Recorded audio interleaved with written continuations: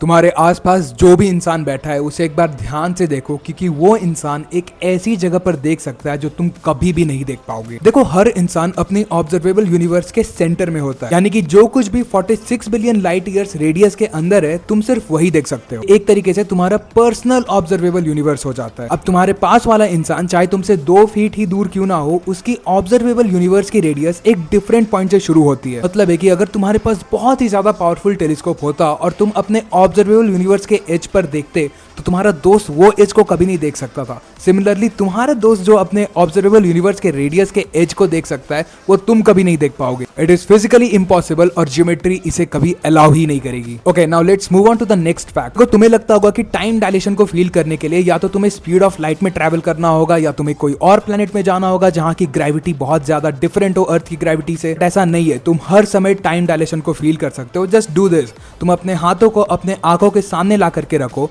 अब तुम्हें लगता होगा कि तुम अपने हाथ को इन प्रेजेंट देख रहे हो, बट ऐसा नहीं है। तुम्हारे आसपास में जितने भी चीजें हैं, चाहे वो लिविंग ऑब्जेक्ट है, चाहे वो नॉन लिविंग ऑब्जेक्ट है, चाहे वो बॉल है, पर्दा है, दरवाजा है या एक खुद इंसान है, वो सब कुछ पास्ट में है, because light takes time to travel. अब ये नोटबुक मुझसे बस 3 सेंटीमीटर दूर है, बट फिजिक्स के अकॉर्डिंग मैं इसको अभी भी नैनो सेकेंड्स पास्ट में देख रहा हूं, क्योंकि स्पेशल रिलेटिविटी यही बोलती है। ओके, इस स्पेस फैक्ट को मैंने रिसेंटली पढ़ा है and this has to be one of my most favourite space fact. अब तुमने बहुत लोगों को सुना होगा ये बोलते हुए कि हमारी जितनी भी डेटाज हैं वो शो करते हैं कि हमारी यूनिवर्स फ्लैट है, but that is not exactly the case. एक फ्लैट यूनिवर्स के लिए कॉस्मोलॉजिकल कांस्टेंट को 1 होना पड़ता है exactly, but this is not the case. हमारी कॉस्मोलॉजिकल कांस्टेंट की वैल्यू 0.993 है, which is less than 1, which means कि यूनिवर्स फ्लैट नहीं एक हाइपरबोलॉइड हो सकता है। अब तुम बोलोगे 0.993 तो बहुत ही स्मॉल वैल्यू है, वो तो एग्जैक्टली क्लोज टू 1 है, which means that universe is flat. Okay, exactly, but मैं तुम्हें रिमाइंड कर देता हूं कि हम लोग बस ऑब्जर्वेबल यूनिवर्स को ही डिटरमाइन कर सकते हैं कि 93 बिलियन लाइट ईयर जितनी भी डायमीटर है, हम लोग बस वही चीज देख सकते हैं।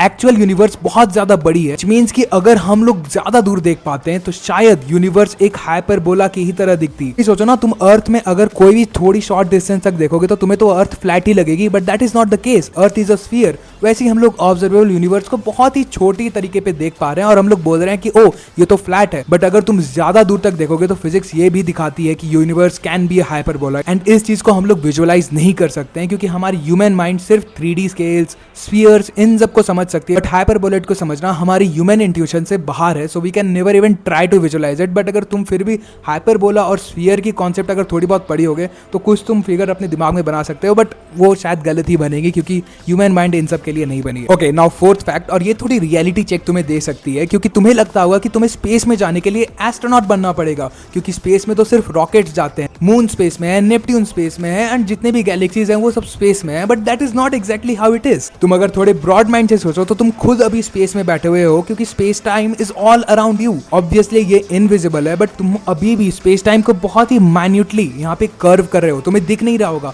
बट तुम्हारी हाथ स्पेस टाइम को हल्का सा मैन्यूटली कर्व कर रही है। जैसे अर्थ थोड़ी बहुत कर्व करती है स्पेस टाइम को, सन तो बहुत ज्यादा कर्व करती है स्पेस टाइम को, वैसी स्पेस टाइम तुम्हारे रूम में हर जगह मौजूद है और तुम्हारी हाथ भी तुम्हारी स्पेस टाइम को हल्का सा यहाँ पर कर्व कर रही होगी। यानी कि अगर कोई बहुत छोटा ऑब्जेक्ट आता तुम्हारे फिंगर के स्पेस टाइम के करीब में तो वो बेंड हो जाता, बट तुम फॉर्चुनेटली अर्थ पर रहते हो तो अर्थ की स्पेस टाइम बहुत ज्यादा कर्व्ड है, तो ये बहुत ही ये दिखेगा नहीं, बट फिर भी तुम माइक्रो ग्रेविटी में रहते एंड तब तुम फ्रीली फ्लोट कर रहे होते तो तुम भी स्पेस टाइम को थोड़ा बहुत कर्व कर देते हो। तुम्हारे आसपास की छोटी चीजें तुमको रिवॉल्व कर रही होती, क्योंकि that is how it works. तो this is a nice way to visualise 4D, क्योंकि तुम्हारे आसपास में हर जगह स्पेस टाइम मौजूद है। तुम ऑब्वियसली देख तो सकते हो नहीं, बट तुम उसे फील कर सकते हो क्योंकि तुम खुद अभी एक स्पेस टाइम जियोडेसिक को फॉलो कर रहे हो। तुम्हारी अर्थ के सेंटर में तुम्हारी स्पेस टाइम की जियोडेसिक तुम्हें ले जा रही है, but obviously repulsion of your body तुम्हें प्रिवेंट करती है अर्थ के सेंटर में ले जाने से, but this is how gravity works. तो नेक्स्ट टाइम अगर कोई सोचे कि काश मैं स्पेस में होता तो रिमाइंड देम कि तुम खुद अभी स्पेस में हो भाई। तो by the way, I make videos on 2 most complex topics in this universe. The first is universe itself and the second is our brain. तो अगर तुम्हें ऐसे ही वीडियोस चाहिए तो सब्सक्राइब करना नहीं भूलना। मैं ऐसे ही माइंड ब्लोइंग वीडियोस लाते रहूंगा, and see you in the next video.